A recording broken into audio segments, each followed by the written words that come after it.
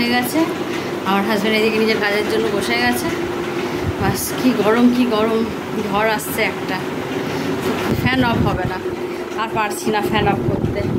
তো যাই হোক চলুন, ছেলে নিচে আছে, ওকে খাওয়াতে হবে, তাড়াতাড়ি ছেলে নিচে যাওয়া যাবে।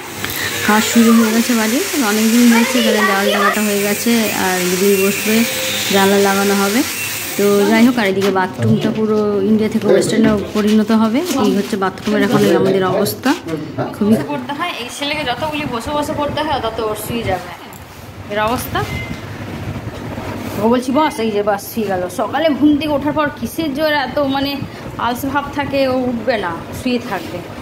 ওকে লিখতে দিয়েছি, ও বাইরে টোটো হর্ন দিয়েছে, ওই দিকে তাকিয়ে, বাস এই হচ্ছে ওই অবস্থা। পড়তে বললে শুয়ে যায়। চলো ওঠো করে না, তাড়াতাড়ি করে না। রাইটিং লাস্ট পেজ, হোমওয়ার্ক বাকি আছে, 10 নম্বর পেজ, এটাই দিয়েছে লাস্ট। এতগুলো হলিডে হোমওয়ার্ক ছিল, কমপ্লিট হয়ে গেছে। এই লাস্টই একটা আছে, তাড়াতাড়ি করে নাও।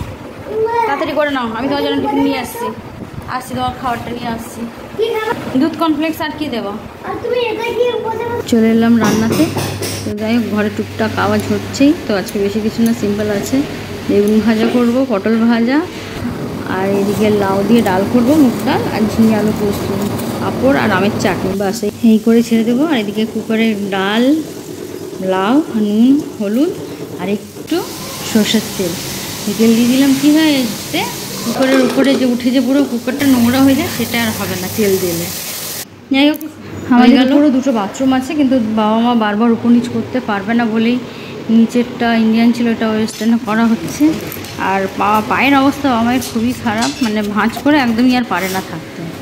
আর যা গরম, এত গরম, বাপরে, মানে বলা যাচ্ছে না, বাপরে। আর এই এত গরম তবে যে মুখ থেকে যাবে। তো এর মধ্যে আমি ছেলেকে একটু গ্লুকন্ডি করে দিলাম, ওর রোজে খুব ভালো লেগেছে। খেয়ে না তুমিও, আমি তাই রান্নাটা একটু বাকি আছে, সেটা করে নিই। রান্না বান্না সেরে এই মাত্র জাস্ট এসে বসলাম। কি গরম বাইরে, প্রচুর রৌদ্র, প্রচুর গরম, অবস্থা সত্যি খারাপ হয়ে যাচ্ছে। এখানে ফ্যানের নিচে বসে আছি, আর পারছি না।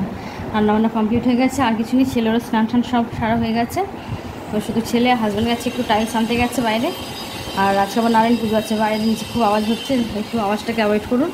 আর হাজব্যান্ড গেছে টাইলস আনতে গেছে, আরও মানে কিছুটা শর্ট পড়ে গেছে। আরও আসলে তারপরে খাওয়া দাওয়া কমপ্লিট করবো। তাড়াতাড়ি করে খাওয়া দাওয়া কমপ্লিট করিয়ে দিতে হবে, কেন কি আবার আজকে নারায়ণ পুজো আছে, বাবা মা উপোস আছেন, বাবা মাই আছে। তো বিকেলে পুজো হবে, 4:30 পুজো হবে, 4:30, 5টা পুরো পাশে যখন আসবে। যাই হোক, পুজোটা হয়ে যাক তাড়াতাড়ি করে। পুজো বলা হচ্ছিলো যে হবে না, কেন কি বাড়িতে কাজ হচ্ছে, এই মেশিনের আওয়াজ, তার মধ্যে পুরো ঘর নোংরা, ধুলো, বালি, ডাস্ট, সিমেন্ট চারিদিকে, মানে অগোছালো হয়ে আছে। তো বলছিল যে পুজোটা না করে ভালো, কিন্তু বলছে না, আজকে পূর্ণিমাটা ভালো আছে, যেহেতু প্রত্যেক মাসে করা হয়। তখন বলছে যে না থাক। বাবা বলছে না যেমন আছে সব পরিষ্কার করে, হয়তো 2:30 থেকে 3টার মধ্যে কাজ করে চলে যাবে।